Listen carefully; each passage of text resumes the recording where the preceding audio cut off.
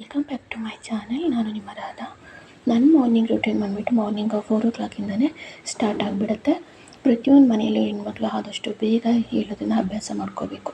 ಯಾಕೆ ಅಂದರೆ ಸೂರ್ಯ ಹುಟ್ಟೋದಕ್ಕೂ ಮುಂಚೆ ಮನೆಯಲ್ಲಿ ಇದ್ಬಿಟ್ಟು ದೀಪ ಹಚ್ಚಿ ಪೂಜೆ ಮಾಡೋದರಿಂದ ಮನೆ ವಾತಾವರಣ ಯಾವಾಗಲೂ ಪಾಸಿಟಿವ್ ಆಗಿರುತ್ತೆ. ಹಾಗೆ ನಾವು ಕೂಡ ಪಾಸಿಟಿವ್ ಆಗಿರ್ತೀವಿ, ನಮ್ಮ ಆರೋಗ್ಯನೂ ಕೂಡ ತುಂಬ ಚೆನ್ನಾಗಿರುತ್ತೆ ಅಂತ ಹೇಳ್ಬೋದು.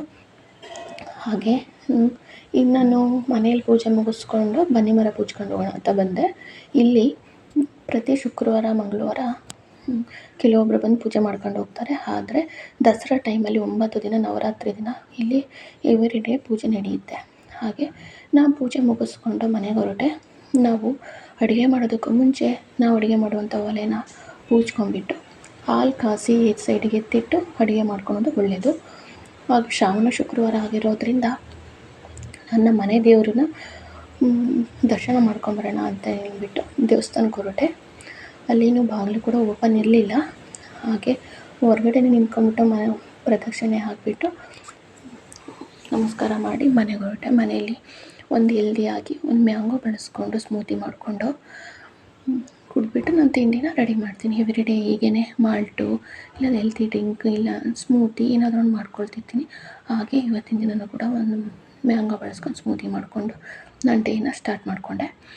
ಇವತ್ತಿನ ತಿಂಡಿಗೆ ನಾನು ಅಕ್ಕಿ ರೊಟ್ಟಿ ಮಾಡೋಣ ಅಂತ 1 ಟೊಮೊಟೊ, 1 ಕ್ಯಾರೆಟು, 1 ಈರುಳ್ಳಿ, ಬೀಟ್ರೂಟು, ಕೊತ್ತಂಬರಿ ಸೊಪ್ಪು, ಕರಿಬೇವು ಸೊಪ್ಪು, ಸಬ್ಬಾಕ್ಸಿ ಸೊಪ್ಪನ್ನು ಆ್ಯಡ್ ಮಾಡಿಕೊಂಡು ಹಾಗೆ ಒಂದು 4ರಿಂದ 5 ಹಸಿರು ಮೆಣಸಿನ್ಕಾಯಿ, 1-2 ಸ್ಪೂನಷ್ಟು ಜೀರಿಗೆನ ಎತ್ತಿಟ್ಕೊಳ್ತಿದ್ದೀನಿ.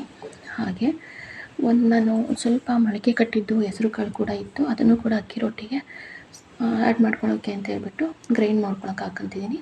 ಇದನ್ನು ಹೆಸರು ಕಾಳನ್ನು ತರಿಯಾಗಿ ಗ್ರೈಂಡ್ ಮಾಡ್ಕೋಬೇಕು. ತುಂಬ ನೈಸಾಗಿದ್ದರೆ ಟೇಸ್ಟ್ ಅಷ್ಟು ಚೆನ್ನಾಗಿರಲ್ಲ, ತರಿಯಾಗಿರಬೇಕು. ನಮ್ಮ ಬಾಡಿಗೆ ಅವಾಗ ಪ್ರೋಟೀನು ಕೂಡ ಸಿಗುತ್ತೆ, ಚೆನ್ನಾಗಿ ಟೇಸ್ಟ್ಫುಲ್ಲಾಗೂ ಇರುತ್ತೆ. ಹಾಗೆ ಹೆಸರು ಮೆಣಸಿನ್ಕಾಯಿ ಜೀರಿಗೆನ ಅದನ್ನು ಕೂಡ ಗ್ರೈಂಡ್ ಮಾಡಿಕೊಂಡು ಪೇಸ್ಟ್ ಮಾಡ್ಕೊಂಡು ಇಟ್ಕೊಂಡಿದ್ದೀನಿ. ಅಕ್ಕಿ ರೊಟ್ಟಿ ಮಾಡೋದಕ್ಕೆ 1 ಬೌಲು ಅಕ್ಕಿ ಇಟ್ಟು ಅದಕ್ಕೆ ನಾವು ಗ್ರೈಂಡ್ ಮಾಡಿ ಇಟ್ಕೊಂಡಿರೋಂಥ ಹೆಸರು ಕಾಳನ್ನು ಹಾಕ್ಕೊತಿದ್ದೀನಿ. ಕರಿಬೇವು, ಸಬ್ಬಾಕ್ಸಿ ಸೊಪ್ಪನ್ನು ಕಟ್ ಮಾಡಿ ಹಾಕ್ಕೊಂಡು ಕ್ಯಾರೆಟು, ಬೀಟ್ರೂಟು, ಈರುಳ್ಳಿ, ಟೊಮ್ಯಾಟೊ, ಸ್ವಲ್ಪ ಹಸಿರು ಮೆಣಸಿನ್ಕಾಯಿ ಜೀರಿಗೆನ ಗ್ರೈಂಡ್ ಮಾಡಿ ಇಟ್ಕೊಂಡಿದ್ದಲ್ಲ ಅದನ್ನು ಕೂಡ ಆ್ಯಡ್ ಮಾಡ್ಕೊಳ್ತಿದ್ದೀನಿ. ಹಾಗೆ ಕರಿಬೇವಿನ ಸೊಪ್ಪು, ಕೊತ್ತಂಬರಿ ಸೊಪ್ಪು, ಸ್ವಲ್ಪ ಉಪ್ಪನ್ನ ಹಾಕ್ಬಿಟ್ಟು ಒಂದು ಅರ್ಧ ಗ್ಲಾಸಷ್ಟು ನೀರನ್ನು ಬಿಸಿ ಮಾಡಿ ಇಟ್ಕೊಂಡ್ಬಿಟ್ಟು ಅದಕ್ಕೆ ಹಾಕ್ಕೊಂಡು ಚೆನ್ನಾಗಿ ನಾದಿ ಎತ್ತಿಟ್ಕೋಬೇಕು. ಇವತ್ತಿನ ಒಂದು ವೆದರ್ಗೆ ಅಕ್ಕಿ ರೊಟ್ಟಿ ಒಂದು ಒಳ್ಳೆ ಕಾಂಬಿನೇಷನ್ ಅಂತ ಹೇಳ್ಬೋದು. ಅಕ್ಕಿ ರೊಟ್ಟಿ ಟೊಮೊಟೊ ಚಟ್ನಿ ತುಂಬ ಚೆನ್ನಾಗಿರುತ್ತೆ.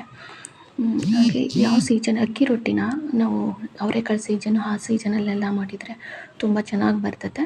ಹಾಗೆ ಹಲಸಿನಹಣ್ಣು ಸೀಸನ್ನು ಇವರೆಲ್ಲ ನಾವು ಅಕ್ಕಿ ರೊಟ್ಟಿನ ಮಾಡ್ಬೋದು. ಹಾಗೆ ನಾನು ಇದು ಕಾಂಬಿನೇಷನ್ ಆಗಿ ಟೊಮೊಟೊ ಚಟ್ನಿನ ಸ್ಪೈಸಿಯಾಗಿ ಮಾಡ್ಕೊಳ್ಳೋಣ ಅಂತ ಪ್ರಿಪೇರ್ ಮಾಡ್ಕೊಳ್ತಿದ್ದೀನಿ.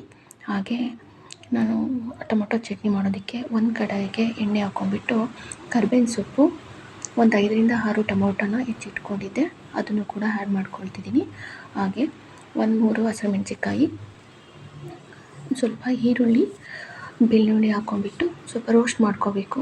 ರೋಸ್ಟ್ ಮಾಡ್ತೇನೆ ಹೆಚ್ಚಿಟ್ಕೊಂಡಿರುವಂಥ ಕೊತ್ತಂಬರಿ ಸೊಪ್ಪನ್ನ ಹಾಕಿ ಹಾಗೆ ಒಂದು ಸ್ವಲ್ಪ ಕಾಯಿ ತುರಿ ಹಾಕಬೇಕು. ಸ್ವಲ್ಪ ಸಾಲ್ಟು ಟೇಸ್ಟಿಗೆ ತಕ್ಕಂತೆ ಸಾಲ್ಟ್ ಹಾಕ್ಬಿಟ್ಟು ಚೆನ್ನಾಗಿ ರೋಸ್ಟ್ ಮಾಡ್ಕೋಬೇಕು. ಅದರಲ್ಲಿ ಟೊಮೊಟೊದಲ್ಲಿರುವಂಥ ಹಸಿ ವಾಸನೆ ಹೋಗೋವರೆಗೂ ರೋಸ್ಟ್ ಮಾಡಿಕೊಂಡು ಆಮೇಲೆ ಒಂದು ಸ್ವಲ್ಪ ತಣ್ಣಗೆ ಆದಮೇಲೆ ನಾವು ಮಿಕ್ಸಿ ಜಾರಿಗೆ ಹಾಕ್ಕೊಂಡು ಗ್ರೈಂಡ್ ಮಾಡಿ ಇಟ್ಕೋಬೇಕಾಗತ್ತೆ. ಟೊಮೊಟೊ ಚಟ್ನಿ ನಾವು ಇದು ರೊಟ್ಟಿ ಚಪಾತಿಗೂ ಚೆನ್ನಾಗಿರುತ್ತೆ, ಅಕ್ಕಿ ರೊಟ್ಟಿಗೂ ಚೆನ್ನಾಗಿರುತ್ತೆ, ಮುದ್ದೆಗೂ ಟೇಸ್ಟ್ಫುಲ್ಲಾಗಿರುತ್ತೆ. ನಾವು ಈ ಅನ್ನ ರೈಸ್ ಮಾಡ್ಕೊಂಡ್ರೂ ಕೂಡ ಚೆನ್ನಾಗಿರುತ್ತೆ. ಪ್ರತಿಯೊಂದಕ್ಕೂ ಒಂದು ಒಳ್ಳೆ ಕಾಂಬಿನೇಷನ್ ಅಂತ ಹೇಳ್ಬೋದು ಟೊಮೊಟೊ ಚಟ್ನಿನ. ಹಾಗೆ ಇವತ್ತಿನ ಡೇನ ನಾನು ಒಳ್ಳೆ ಒಂದು ಪ್ರೋಟೀನ್ನ ತಿಂಡಿ ತಿನ್ನೋದ್ರ ಮೂಲಕ ಇವತ್ತಿನ ಡೇನ ಸ್ಟಾರ್ಟ್ ಮಾಡಿಕೊಂಡೆ. ನೀವು ಕೂಡ ಟ್ರೈ ಮಾಡಿ. ಅಕ್ಕಿ ರೊಟ್ಟಿ ಟೊಮೊಟೊ ಚಟ್ನಿ ಹೆಲ್ದಿಯಾಗಿ ಸ್ಪೈಸಿಯಾಗಿರುತ್ತೆ. ಒಂದು ಸರಿ ಟ್ರೈ ಮಾಡಿ.